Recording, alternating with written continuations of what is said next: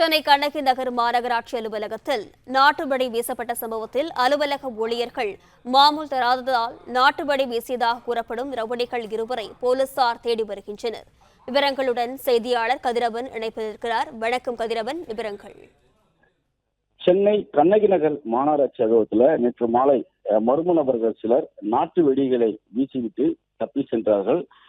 அடையாளம் தெரியாத இந்த நபர் குறித்து போலீசார் விசாரணை நடத்தியதில் இந்த 2 ரவுடிகள் இந்த சம்பவத்தில் அரங்கேறிப்பது தெரிய வந்திருக்குது. குறிப்பா சந்தோஷ் என்ற சி கேட்டகரி ரவுடியும் அதே போல விஸ்வா என்ற ரவுடியும் இந்த சம்பவத்தில் ஈடுபட்டிருப்பதும் மாநகராட்சி அதிகாரியிடம் பணம் கேட்டு மாமூல் கேட்டு அவர்கள் தராத காரணத்தினால அந்த வழியாக சென்ற ஒரு இறுதி விருத்துக்கு எடுத்து சென்ற அந்த நாட்டு வெடிகளை வாங்கி அந்த அலுவலகத்தில் வீசி இருப்பதும் தெரிய வந்திருக்கு. இந்த வெடிப்புகள் பலத்த சப்தம் வெடிப்பதனால நேற்று அலுவலகத்தில் இந்த ஊழியர்களும் அலறடித்து ஓட்டம் பிடித்தார்கள்.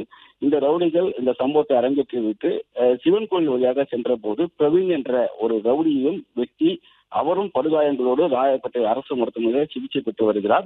இந்த சந்தோஷ் மற்றும் விஸ்வா மீது பல்வேறு காவல் நிலையங்களில் வழக்குகள் இருப்பதாகவும் சந்தோஷ் சி கேட்டகரி ரவுடியாக இருப்பதும் போலீஸ் விசாரணையில் தெரிய வந்திருக்கிறது. இவர்களை பிடிப்பதற்காக 3 தனிப்படைகள் அமைக்கப்பட்டிருப்பதாகவும் அவரை விரைவில் கைது செய்யப்படுவார்கள் என்றும் தெரிவிக்கப்படுகிறது.